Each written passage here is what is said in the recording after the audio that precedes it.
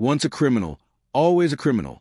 Officer Rodriguez sneered as he twisted Marcus Thompson's arms behind his back, metal handcuffs clicking shut with deliberate force. The 45-year-old man didn't resist, didn't shout, didn't even flinch when the cuffs cut into his wrists, a reaction that only seemed to infuriate the officers more. "You think you're better than us now?" Captain Hayes stepped closer, his breath reeking of stale coffee and authority. "Walking around in your fancy suit, acting like you belong in this neighborhood?" Marcus had been walking out of the downtown federal building after a routine meeting when 3 patrol cars surrounded him. No warning, no explanation, just immediate aggression from officers who saw his face and decided his past defined his present. What they didn't know was that Marcus Thompson wasn't just another ex-convict trying to rebuild his life.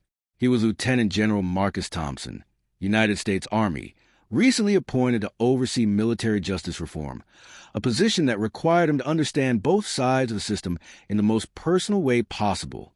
15 years ago, Marcus had been wrongfully convicted of armed robbery, spending 8 brutal years in maximum security before DNA evidence finally freed him.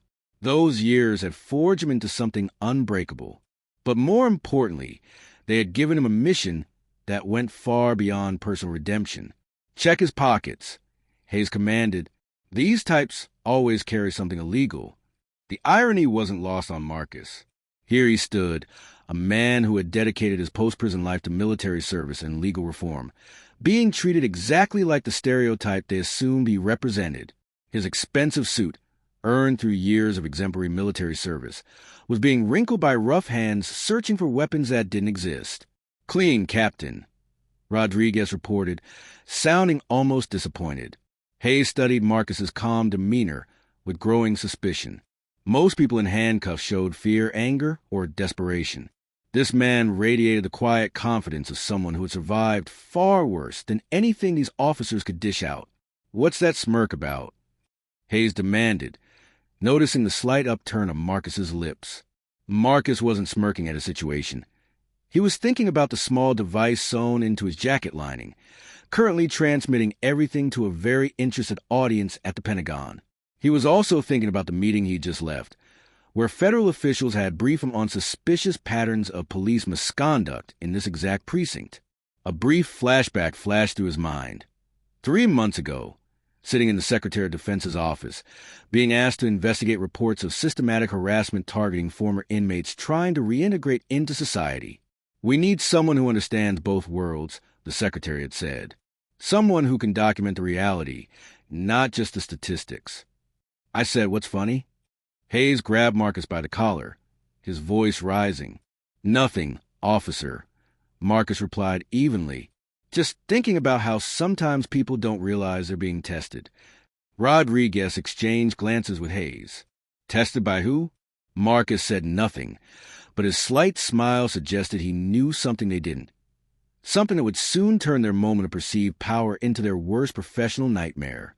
The patrol car's radio crackled to life, but they were too focused on their prize to pay attention to the urgent communications starting to flood the airwaves. In exactly 37 minutes, 3 black SUVs would arrive at the precinct, and these officers would discover that some ex-convicts carry credentials that could end careers with a single phone call. If you're drawn to stories where justice prevails against corruption, don't forget to subscribe to our channel for more incredible true accounts of how the system sometimes gets exactly what it deserves. At the precinct, Captain Hayes threw Marcus into the interrogation room like a piece of garbage. The metal chair scraped against the concrete floor as Marcus sat down, his expensive suit now wrinkled and torn from the rough treatment. "Look at this," Hayes laughed, pulling out Marcus's wallet. "Credit cards, business cards. Thompson Consulting Services." His voice dripped with mockery. "What kind of consulting does an ex-con do? Teaching people how to break into houses." Officer Rodriguez joined in the cruel entertainment. "Check this out, Captain. He's got a Pentagon parking pass." The 2 officers erupted in laughter. Must have stolen it from some government worker's car. What they didn't understand was that Marcus had earned that parking pass through 8 years of exemplary military service after his release from prison. 8 years of proving that a wrongful conviction didn't define a man's character. 8 years of climbing ranks through merit, dedication, and an unshakable moral compass forged in the fires of injustice. Hayes tossed the wallet on the table and leaned back in his chair. Here's what's going to happen, Thompson.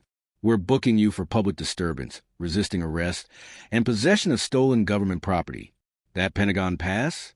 Yeah, we're adding federal charges to that. Marcus remained silent, but his mind was cataloging every violation, every illegal procedure, the Miranda rights never properly read, the search without probable cause, the fabrication of charges. His military training had taught him patience, the same patience that had kept him alive in maximum security when innocent men were often the first targets. Nothing to say? Rodriguez stepped closer, invading Marcus's personal space. That's funny, because 15 years ago, you had plenty to say in court. I'm innocent, Your Honor. I was framed, Your Honor.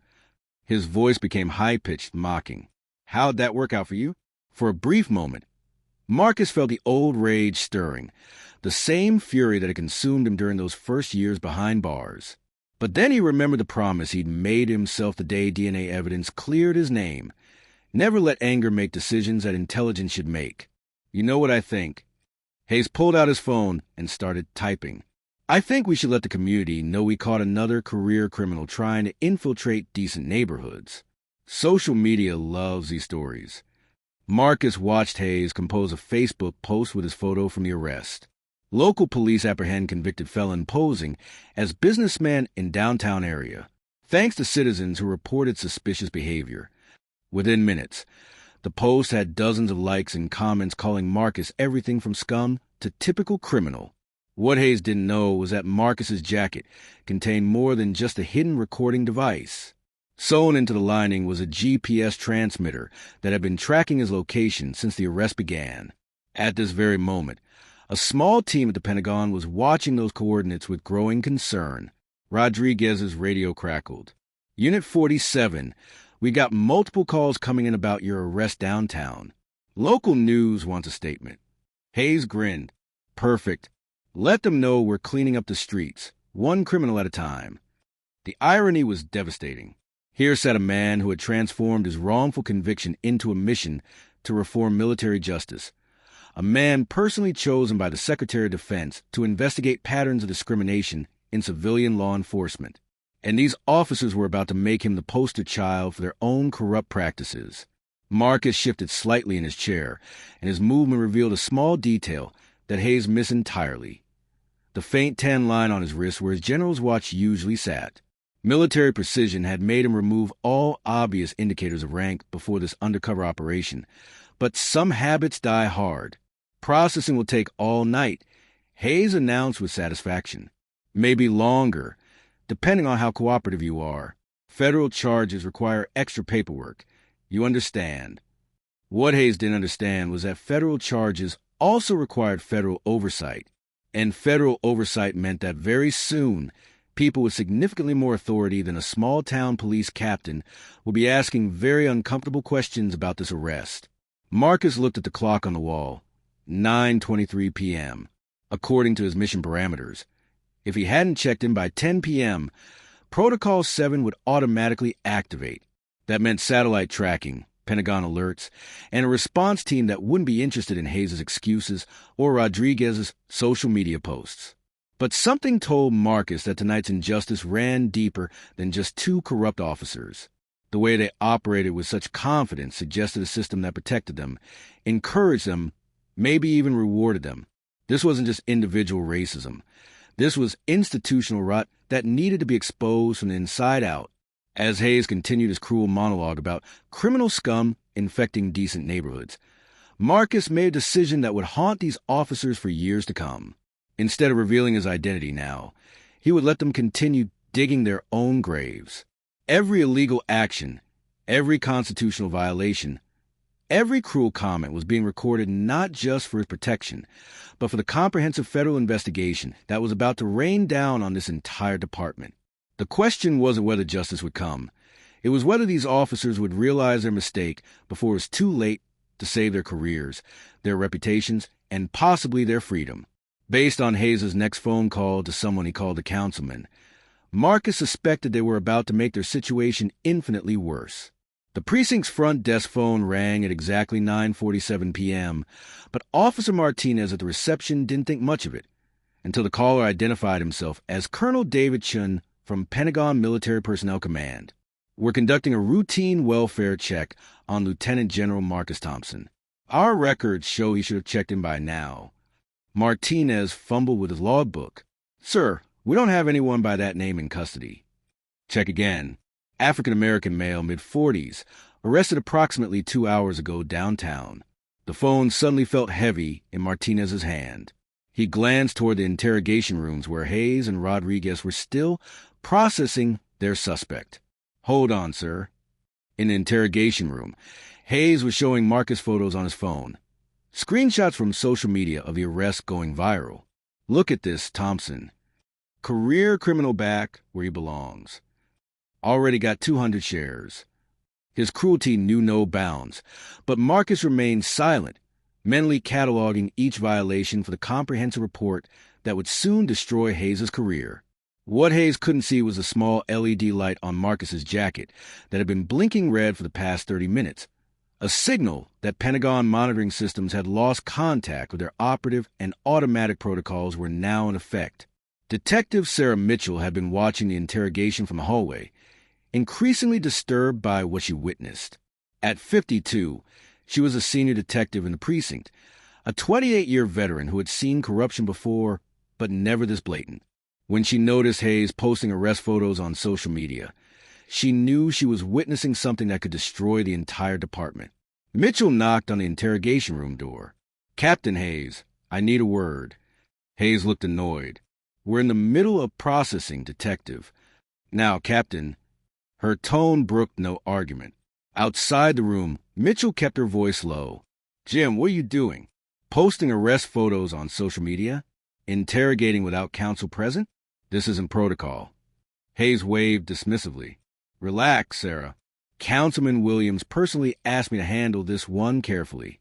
Says the community needs to see that we don't tolerate troublemakers, especially ones with records. The mention of Councilman Williams made Mitchell's stomach drop. She'd heard whispers about Williams's special arrangements with certain officers, but she'd never seen it this directly. Jim, I've reviewed his file. His record shows one conviction from 15 years ago, and it was overturned. DNA evidence. Wrongful conviction. Hayes paused, uncertainty flickering across his face for the first time. That's not what Williams told me. Maybe Williams doesn't know, or maybe he does and doesn't care. Mitchell pulled out her own phone. I'm going to verify something. What Mitchell didn't know was that Marcus had been carefully selected for this undercover operation specifically because of his unique background. The Pentagon needed someone who could authentically experience the discrimination faced by former inmates, someone whose story would be bulletproof when the investigation went public. Back in the interrogation room, Marcus was implementing a technique learned during his intelligence training, strategic vulnerability.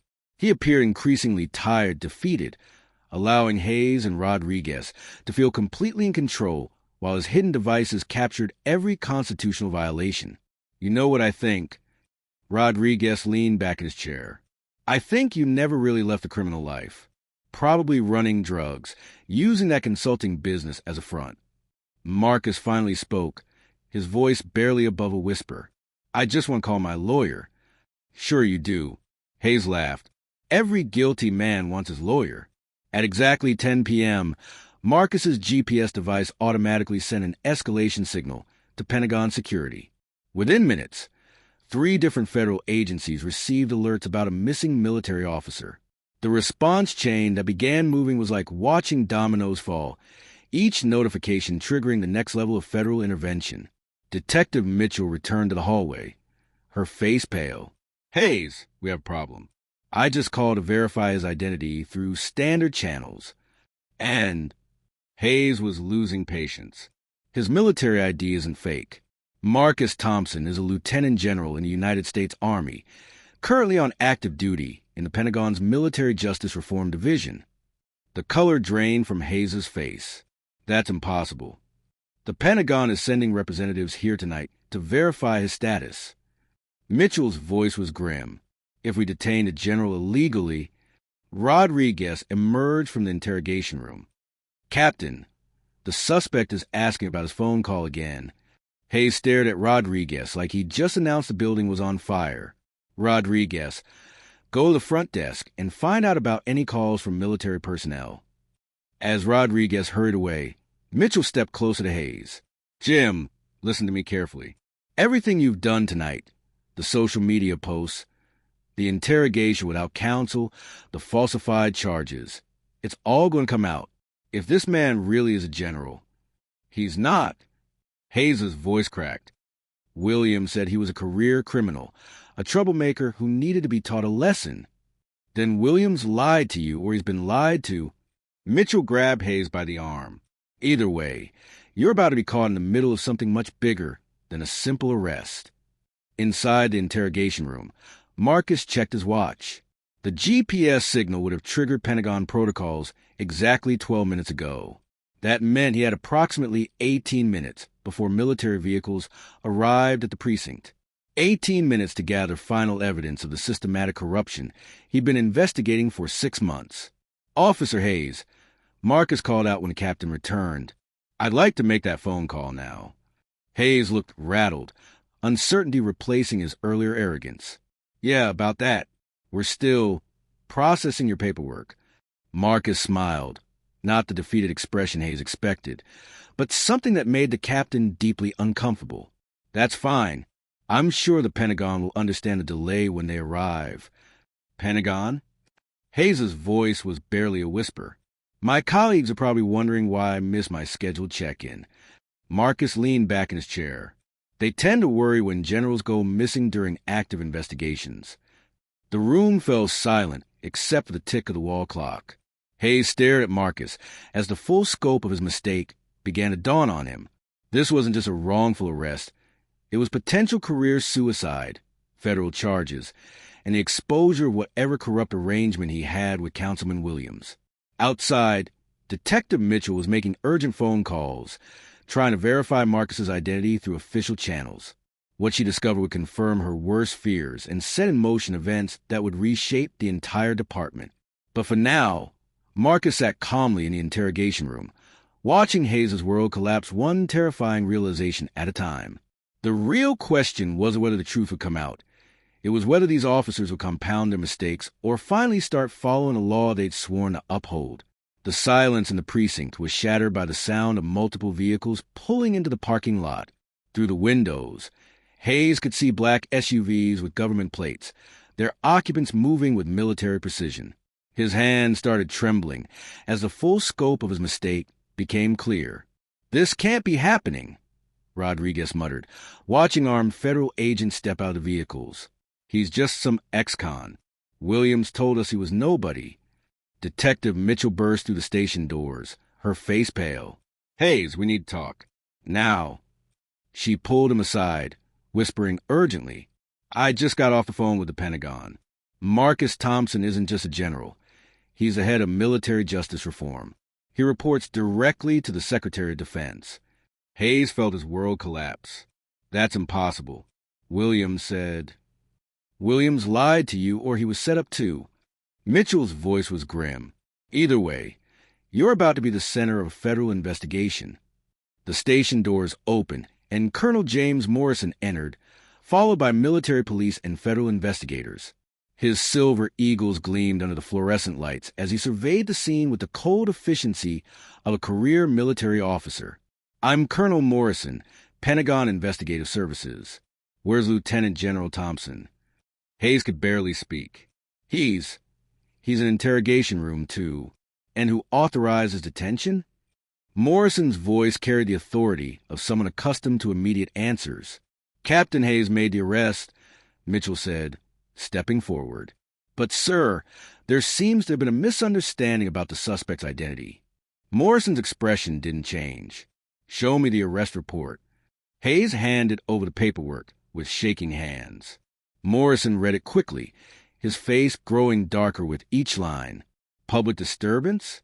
Resisting arrest? Possession of stolen government property? He looked up at Hayes.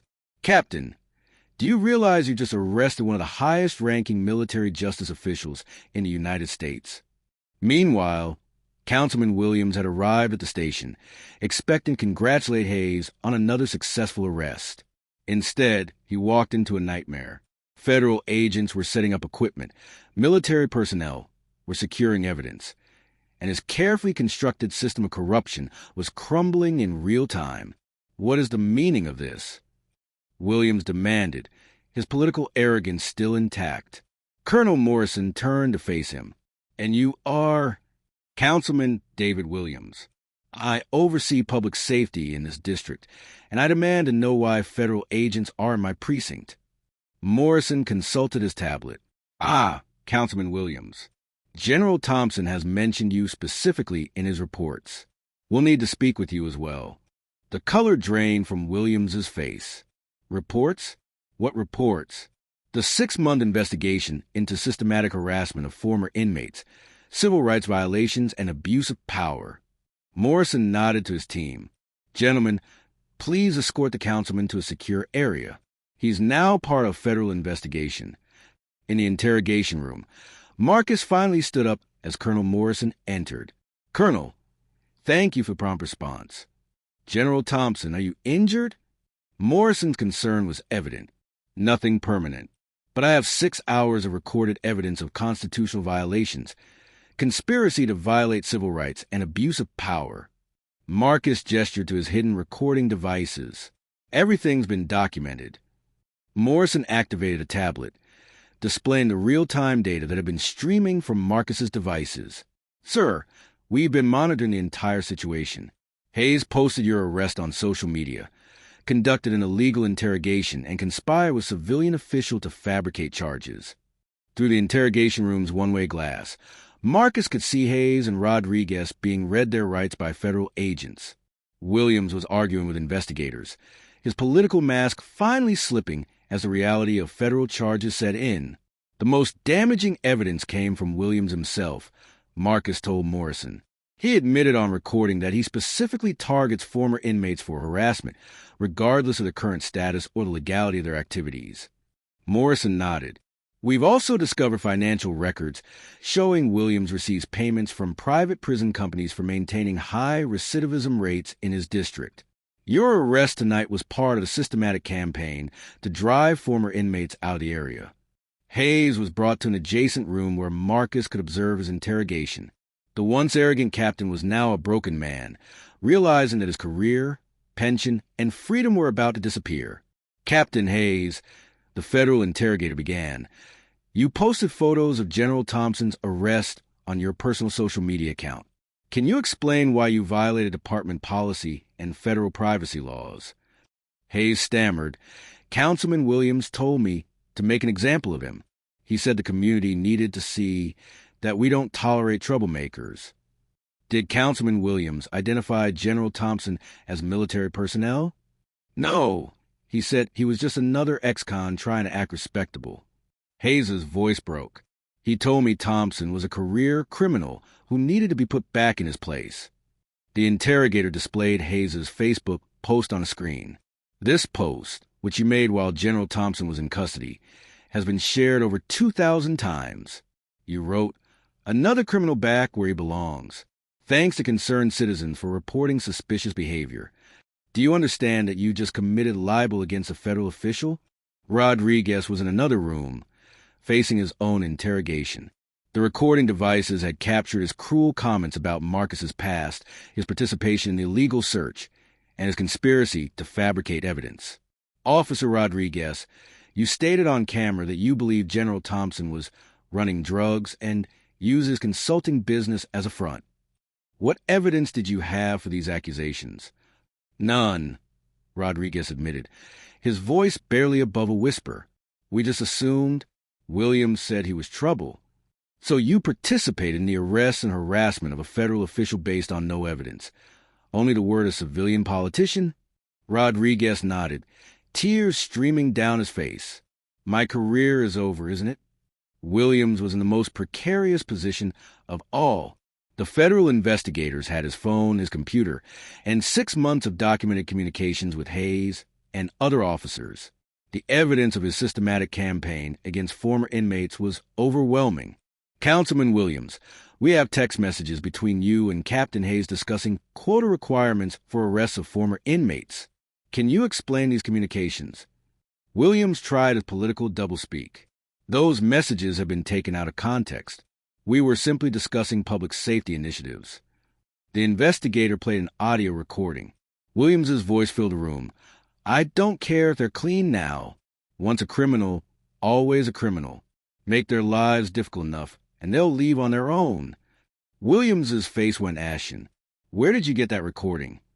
General Thompson's investigation has been ongoing for 6 months. Every conversation, every illegal order, every constitutional violation has been documented and recorded. Back in the main room, Colonel Morrison was coordinating with federal prosecutors who had arrived from Washington. General, the evidence you've gathered is sufficient for federal civil rights charges, conspiracy charges, and violation of the Civil Rights Act. Marcus nodded.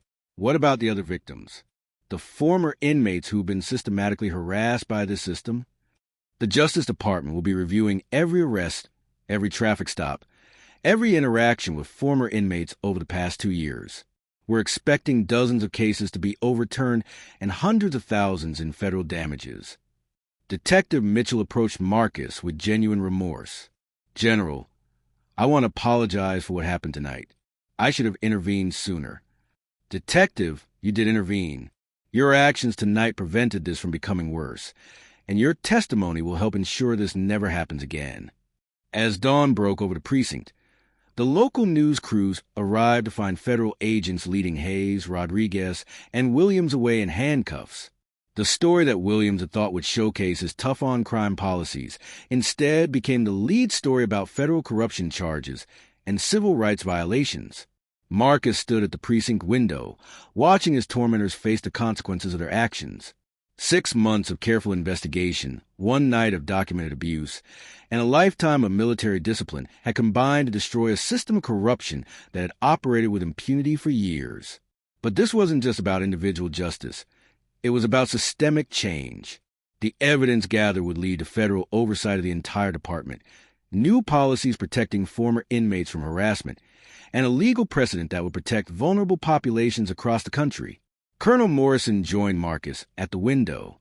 Sir, how does it feel to see justice served? Marcus considered the question carefully. It feels like the beginning, not the end. Tonight exposed one corrupt system in one small town. But there are hundreds more just like it across the country, and thousands of innocent people suffering because of them. The investigation was complete, but the work of reform was just beginning. And Marcus Thompson, the wrongfully convicted man who had transformed his injustice into a mission for change, was ready to take that fight to the national stage. 6 months later, Marcus Thompson stood at the podium in the Pentagon's main briefing room, addressing a gathering of military and civilian officials from across the nation.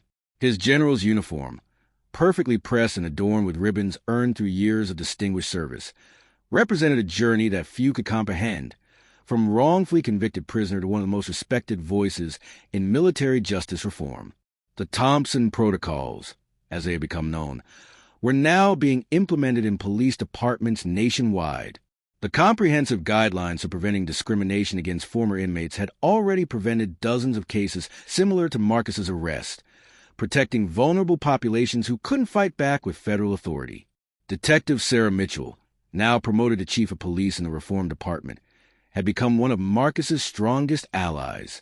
She often told the story of that night to new recruits, emphasizing how one moment of moral courage, choosing to investigate rather than ignore injustice, had saved a career while ending others.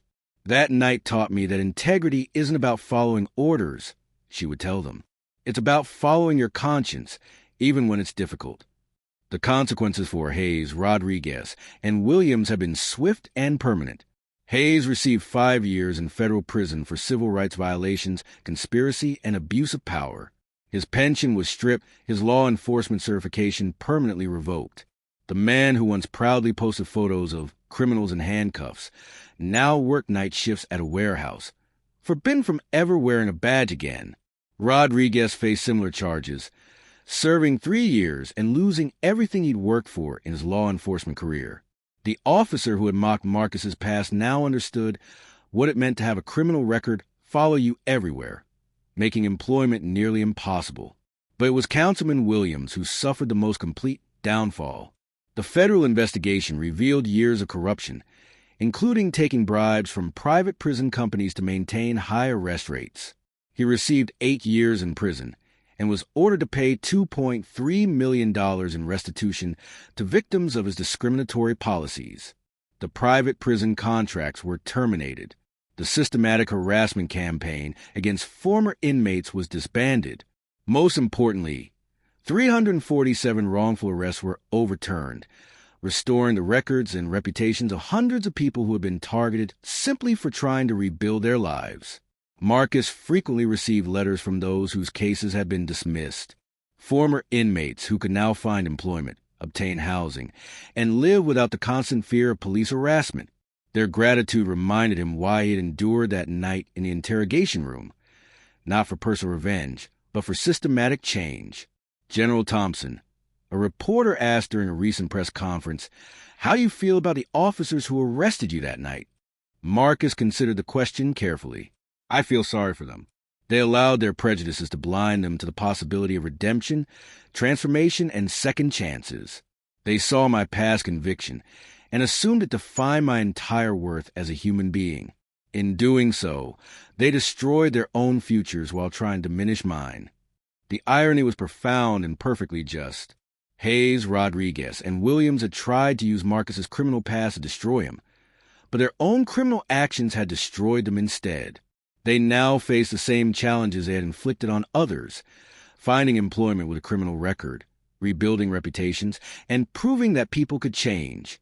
But Marcus's story represented something more powerful than individual justice. It demonstrated that the best revenge against those who try to keep you down isn't to sink to their level. It's to rise so far above them that their hatred becomes irrelevant. Today, Marcus Thompson was not just a general, but a symbol of transformation.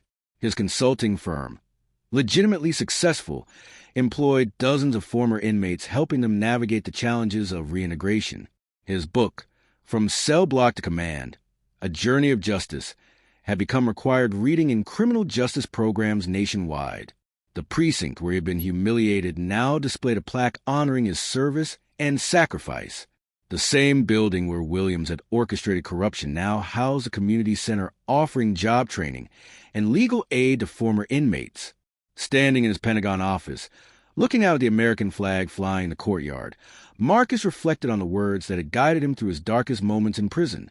The arc of the moral universe is long, but it bends toward justice. Hayes had tried to define Marcus by his worst moment, a wrongful conviction that had stolen 8 years of his life.